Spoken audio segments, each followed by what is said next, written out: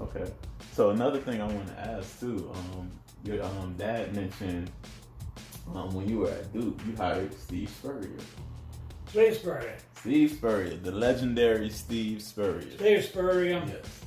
He's one of my best friends. Really? One of my best friends. Wow. Wow. I brought him to me to Duke. I said, Steve, I want you to come and coach me at Duke. I want you to be the offensive coordinator. I want you to call the plays. Was this his first offensive coordinating job? I said, not only be offensive coordinator, Wow. I want you to call the plays. I'm going to tell you why. Yeah. I heard the coach at University of Tennessee, where you were playing, said that the smartest coach, the smartest guy I'd ever seen brain-wise was Steve Spurrier. Wow. And guess what his initials are? Wow.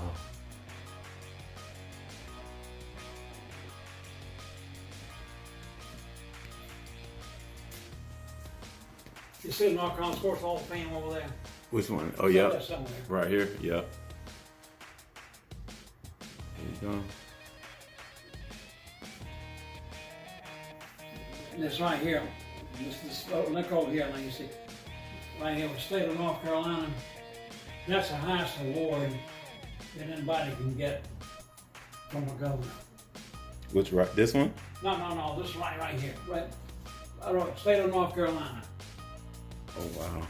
See what it says. What does it say? It says the Order of the Long. That's right. That's my college diploma from Davidson, and graduate diploma from my degree, top degree from Carolina. That right there is the Duke University Medical Center. I was the director of patient relations. Oh, wow. You know, I knew every vet, I knew every doctor, I knew every nurse. I don't know what all know. You have to look at them and say, I don't know what they are. Wow. Those awards I was given, I earned them. I earned them. You did. I hadn't give it to them for not earning them, but the reason I got them because I earned them. Okay. All right. Boom. We're in the gym. I'm here with Shirley Wilson. You know, glad to meet him. So what I'm gonna do is just kind of let the camera roll, and we're gonna have conversation about football, about your career, and I'm big, you know, on helping the kids and their mindset, and I really want to get your story out of what you do because I really. Well, you know, see, I was a World War II boy, and I went World War II, got out. Go ahead. We're recording, but go ahead. Y'all can go ahead. You said you World War II? No. Okay. I have it. I can edit it, but you can keep talking. I just wanted to let them know. We're just talking about how I got involved in coaching. Thank you. But anyway, how I got involved in coaching was that I'm a graduate of Davidson College, and and I had a high school. My coach there had won the National High School Coach of the National of the Year at Granby High School, Norfolk, Virginia. Beat a team from Boston and played it in Miami. But anyway, but I liked him so much because he impressed me very, very much as a motivator. Okay. In other words, he would make the kids that he coached at Davidson believe that they could win. Right. And they wanted to win. Right. And we'd talk about it. We didn't even have any word that mentioned losing. That was out of the picture. You just don't talk about that. Right. You talk about winning. Ah. You talk about winning. So you focus on the goal that you want. Comes mental. And they've got to believe. And they got to, first of all, they want to win. And you have to ask them every day, once in a while, do you guys want to win? And they better say a very real high voice, yeah. All of them, we want to win. Right. And then they said, now you're going to win, you got to practice hard. Right. And then you've got to if you want to win, you've got to, everything you do in practice, drills and everything, you've got to make effort to be the best. So you can't win. And, and you can't think of anything except being the best. Okay. So what do you do when you have a kid or just a player or even a coach like on your staff with a negative mentality? What do you do? Or what did you do? Well, see, I went to Davidson College, and I told you. We wanted, at that particular time, Davidson, and all the colleges in North Carolina, I remember the Big Five. But anyway, Davidson was very much an academic school. But because of the coach, there had been an outstanding high football coach in high school in Norfolk, Virginia, which I just mentioned. I said, well, I think I want to be a coach.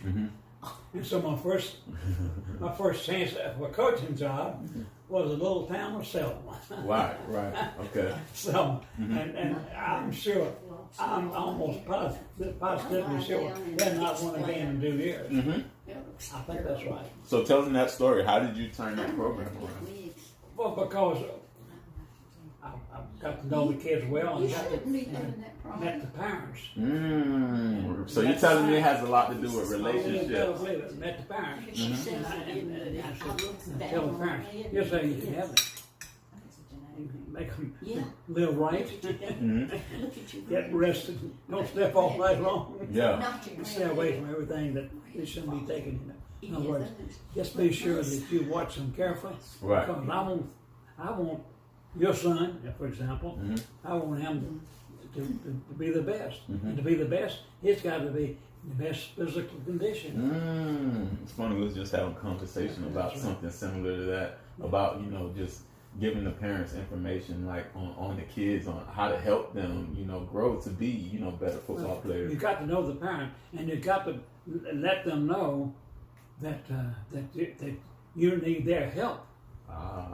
Gotcha. That you're not only your son's coach, but your son is the one can also that you can help him be the best by making him go to bed right, stay away from all kinds of drugs and stuff like that. Yeah. That's pretty cool. And watch him carefully, and that eats right. Doesn't eat junk food all the time. Right. I mean, eat those good old vegetables. Right. So that's one key, right? So you said building a relationship with the parents. It's not just the kid, but the parent. Without question. And you've got to let the parents know that you're going to be calling on them, and get to know the parent. You get to know the parents. You visit it, because I would go out and before practice would start, in the summertime, I'd go out to the boys' homes and visit at the boys' homes. And therefore, I had to win the parents over, which would be easy to do because they knew I was very serious and wanted to do the best for everybody. Right. Now I started out, told you, a little town of Selma, and we had. Let me tell you something. We had the hardest practice fields you've ever seen. We had to put bleachers up on the side of the fields that have the home games. Wow. And the biggest town in Johnston County was Smithfield. And that was a school in Johnston County. But I think I told you a moment ago that the last game of the season was in Smithfield. Okay. And we beat them 51-0. Wow. And from that, I had job opportunities elsewhere. So I had job opportunities where they pay you more. But those days, gosh, that was fall of 1950, was first year coach. And I'll be 94 in September, but it's a long time back. Long time back. But I love football because I've had my college coach had been a high school coach. Got you. And he just impressed me so much. And we'd get together in some type of drills, and maybe 2-on-1 and whatever we want to do. And they'd look over there and say, look at me. Red, can you handle that guy? Daggone right I can. Yeah. And the other guys, you gonna let him beat you? You're gonna? No, I'm not. Boy, then we'd go after it. Yeah. We'd find out which one could win. Right. That's we wanted them to get good, be better. Right. And to be better, they had to put a lot of energy in doing so. All right. And they had to believe and be big time believers. That's cool. All right, so you had a relationship piece, and I do know about some of the things that you did. Did you ever work with the kids over the summer, like during the off season? Here's what I did. Okay. Mm-hmm. See, you don't have a lot of opportunity. At one time, you had to be very careful. In fact, you couldn't get too much organization going. But here's what I did. Mm-hmm. I would get kids that could come together in groups that lived fairly close together, and I'd say, okay, we're going to have a captain of all of this group right here. We'd try to find out the one who would lead us. It's a true leader right there. Leader. The ones that they looked up to. So they didn't be the leaders thing. Let the leaders say, okay, guys, now you're going to be with me. Right. We're together, and make them say we're together. And the more that they believe, see, you'd be surprised how much a mental game of football is. Ah, mental mindset. I love it because one thing, okay, you mentioned was the relationship piece. Now is the mental piece, the mindset of getting them to believe. And most of the time, just like you said, the kids want to win. That's so right. The easiest thing to do is, I think for us, is to give them those tools to win. Then you can keep that belief going. What are some other strategies that you can give other coaches? Do you write them? Do you see the kids as much in the summertime? I do, because I train kids in the off season. Me and my friend have a program where we train kids during the off season. That's good. That's good. Well, but I would get the kids that are really leaders. Let them know that you're going to have a captain in this group. You're going to be a captain in this team right here. Yeah. Other guys right here, you're going to be part of this, but he's going to be the captain. He's a big man. See, what he's saying is, and this is what I'm really big on, is because I had that in my high school, was players leading players. Because if you want to players leading players. Was that Miami? Yeah, when I was in Miami, I went to Miami Central when I played high school down there. That's some great high school teams. Man, you know that, don't you? Yeah. So we were like a player-led team, just like you said. You had guys, I'm gonna give my boy a shout out, Ali, Shevin, and those guys were like the leaders on defense and stuff like that. And then you had guys like Courtney and myself and those guys, and we led because we played as sophomores. So we were like the captains and the voices of the teams. And I think in order to have a great championship team, you have to have a player-led team. Just like you said, you delegate leaders so they can lead, so you don't have to do everything. That's true. That's true. Right. Another thing too, you've got to stay in close contact with them. Almost I'll bring it back. You've got to stay in close contact. Now, I would like for every game. I say, what's the nickname of your team? What's the nickname of your team? We're the Comets right now. I say, dear Comet. Okay, you can say, okay, dear whatever, Comet, or what? We're just plain Comet. Dear Comet, okay, dear Comet, okay. We don't talk about the game coming up this coming week, you know. I want to tell you all about the players, and be sure now that you give a good scouting report on the team that you're playing. Okay. And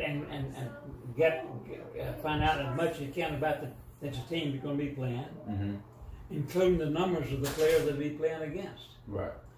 And try to get try to find the names of them. And maybe one guy's name is Stumpy. We won't call him Stumpy. We'll call him Big Boy. Big Boy. We'll call him Big Boy. Right. And Big Boy, and we're gonna let you be. You're gonna be the big boy. Right. You're the man. You're the big man. And the big boy is the one that everybody's gonna be looking up to. Everybody looks up to the big man because the big boy is the one. If you want to go into a fight, who would you want to take with you? Big Boy. You want to take a loser, you take Big Boy with you. Right. All right. That's what you got to tell the kids on this squad. Yeah. Now we're going out here and about. We won't. How many tough tests do we have? And you better see before you get through talking to them. But one of the hands supposed to be. Everybody. That's right. I'm the devil. Right. And so you look at yes, I am. You go right around. He says, well, I'm tougher than you. Yeah.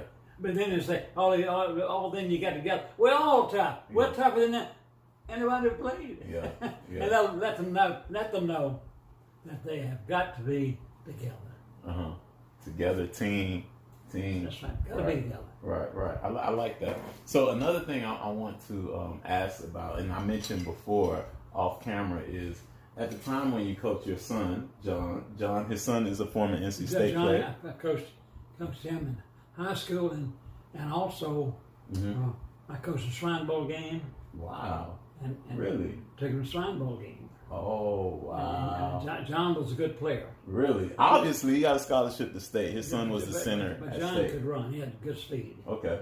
And he went on to NC State. And he didn't play as much as he should have, but he was still a good player. And but John a lot of things here is so smart. Yeah. And that talking to him about going to school, making grades. Now I want you guys to be able to go ahead and, when you leave here, go to college. And we want you to grades be good so that the college will take you. They not only can you play football, but you got to be up here. And you got to hang out with the right people. Right. Friends. And then just dare them to be caught with the wrong people. Right. So another thing that your son played offensive line, and I had conversations with him, and me and a kid that I had, Jackson, we worked out today, and we were wondering, like he mentioned that the guys couldn't use their hands as an offensive lineman. Can you talk about that and what they did? And one time you're supposed to, everything had to be right here. Wow. But then they had to change that because the defensive people just eat you up. Yeah. But then it got to where that you could, as long as you didn't hold. Right. A lot of times, you might be able to use those claws, Yeah. That's what we use now. We use all hands. That's what you have to. Right. But a long time you weren't supposed to. Yeah. You'd get those penalties and officials holding 15-yard penalty. 15-yard penalty. Yeah, that'll stop a whole drive. But we had to do a lot of form work. We want our kids to be able to. We didn't want them to be able to. We want them to be closer to the ground. Right. And we want the feet to be right. So what type of drills did you do? What type of drills did you do for that? Well, we have all kinds of drills. We'd run over bags, the flip over the back. Yeah. That. Yeah. And we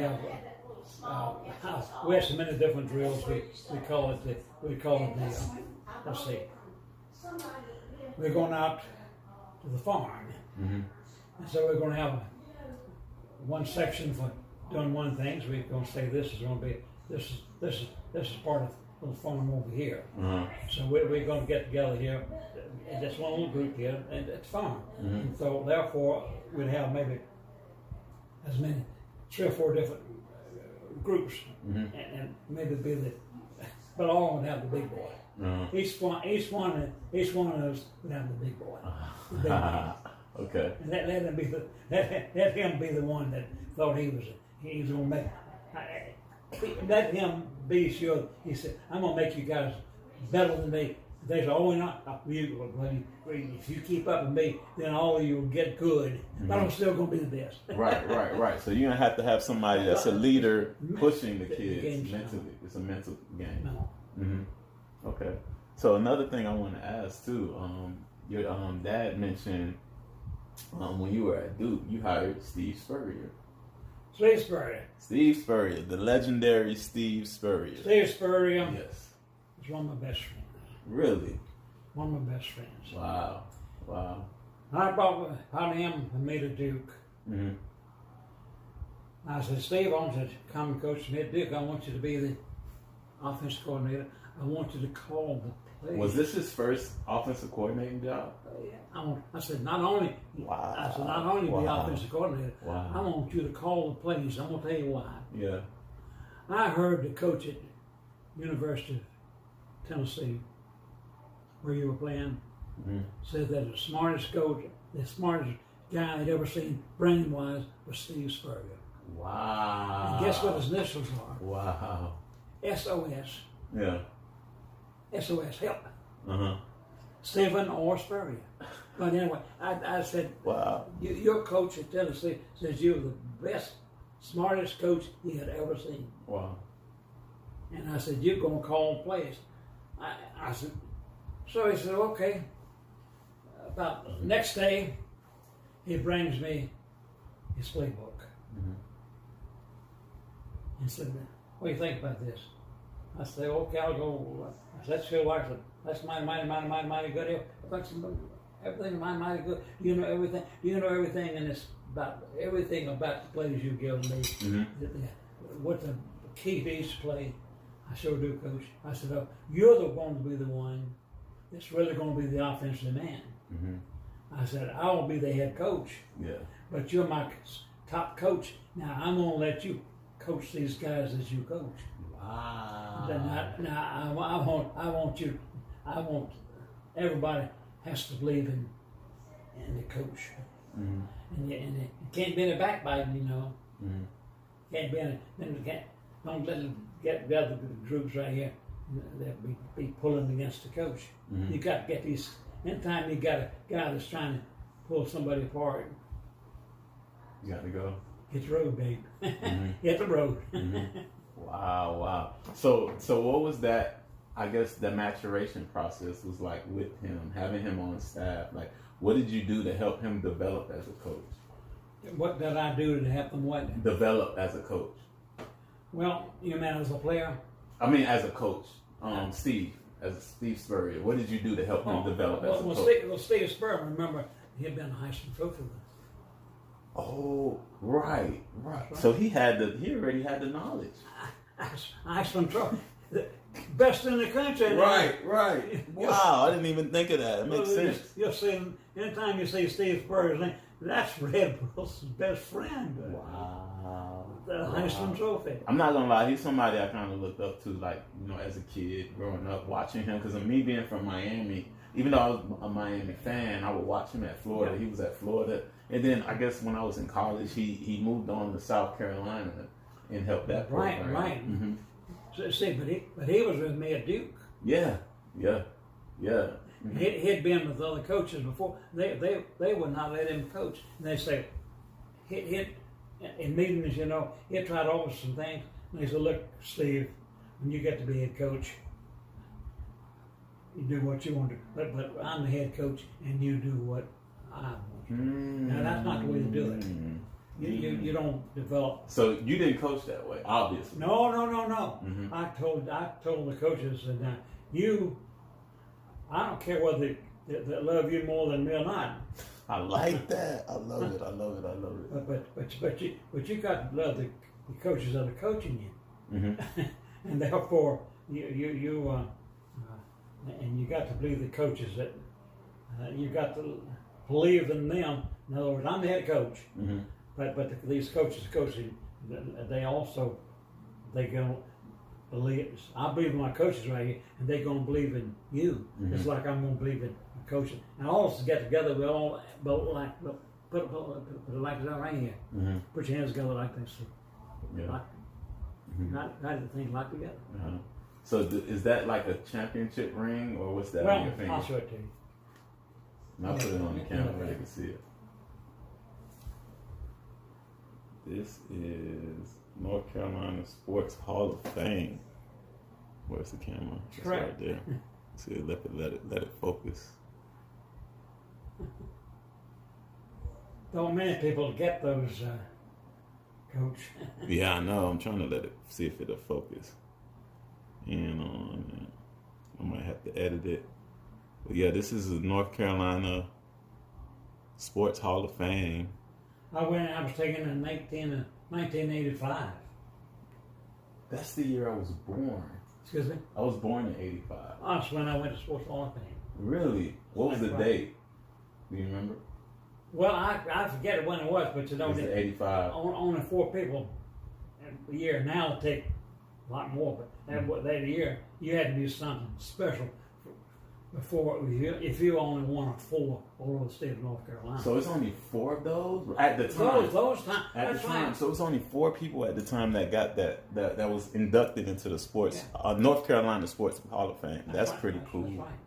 In fact, now that right there, Elon College Sports Hall of Fame. Okay. Elon College, and I'm the winners. And I'll get all this before I leave. I'll put Elon, it on camera. Elon College, all-time winners football coach. Okay. When I went to Elon, the year before, they'd won 1 game. Mm-hmm. Yeah. 1 game. Yeah. We won 8. Wow. Before I left there, we won all kind of games, mm-hmm. including national championship. Right. National championship. Right. Okay.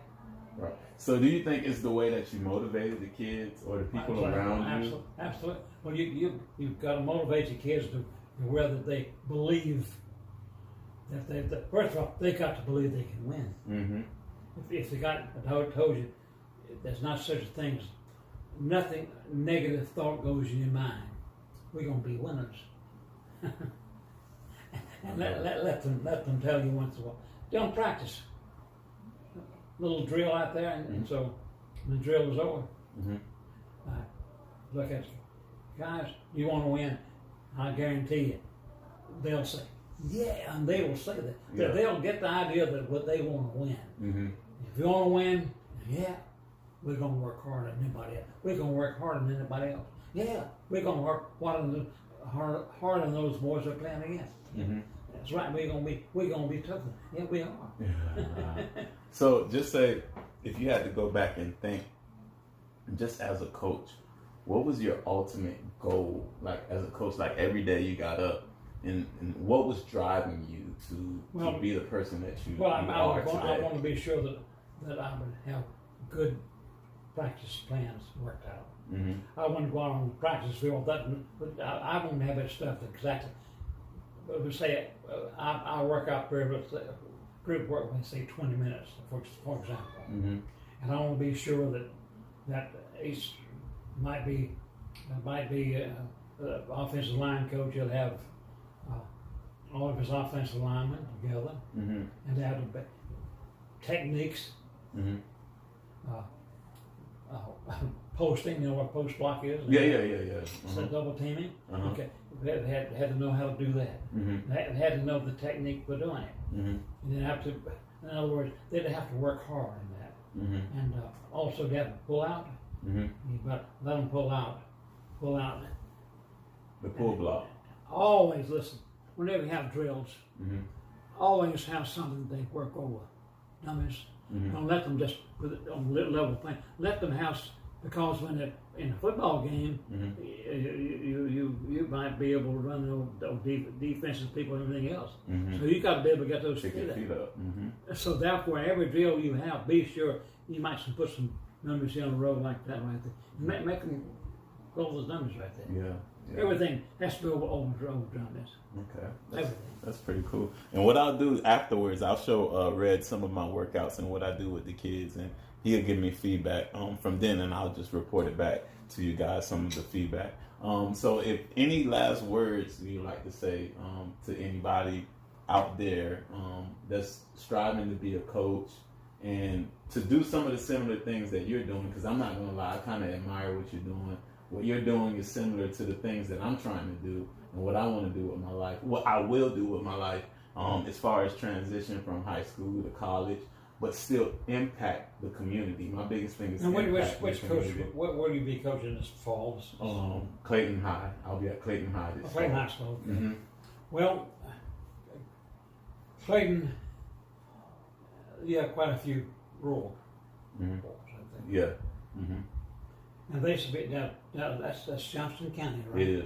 Farm boy. I'm a farm boy. Yeah. I told you the first kids I had were 7. Yeah.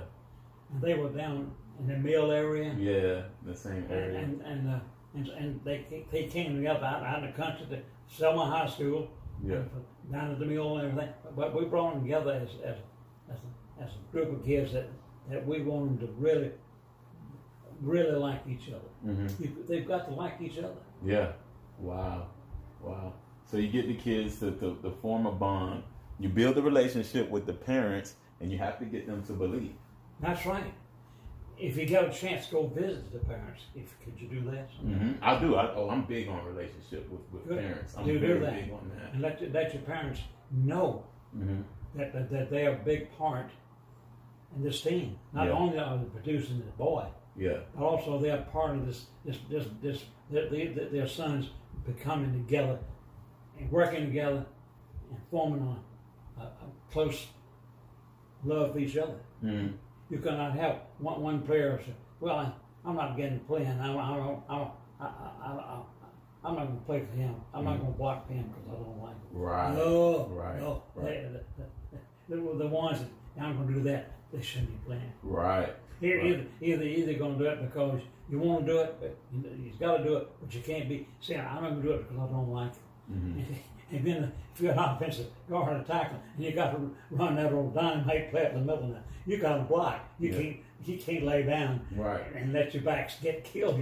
Right. So make those those running backs love those linemen. I like that. Let them be good. Let them eat together at lunchtime. Mm-hmm. Then let the guards and tackles eat with the running backs. Right. Okay. Right. So, Red, this is what I take from the information, was really good at delegating and really bringing people together. I'm sorry, I had my watermelon. I've been through it many times. Really? Oh, yeah. Really? It's no more than 10, 15 miles from Selma at most. Man. Nowhere. Well, maybe, hopefully, I can get you to come watch a game and maybe come check my guys out and you give me some. I'm open to the critique. Yeah. Because I always want to get better as a coach. Who's the principal of school there, I forget his name right now. Yeah. But now also the coaches got to form a good relationship with the teachers. And let the teachers know that if any of the kids misbehave with their class, let you know about it. Mm-hmm. Mm-hmm. That you want to make it easier for them to. Right. So the whole thing is building relationships with everybody around you when building a program and trying to get kids and trying to motivate kids. How many kids do you think you'll have out for practice? How many will you have out? I think we probably have a good, just combined, I think we have probably more than 80 kids or something. We have 25 or 30 or 40, 50 kids for first practice. How many think you'll have in the very first practice? For first practice, we'll have like 80 kids, but we'll split them up. JV, varsity and stuff like that. How many would be 40 or 50? Yeah, probably so. The varsity probably like 40, 50 kids. Mm-hmm. If not more. I don't know the numbers exactly. But you're going to have quite a few to start. Oh, yeah. Okay. We do. We will. And let those kids, first of all, let them know you got to be on time. That matters. Mm-hmm. Right. Mm-hmm. Mm-hmm.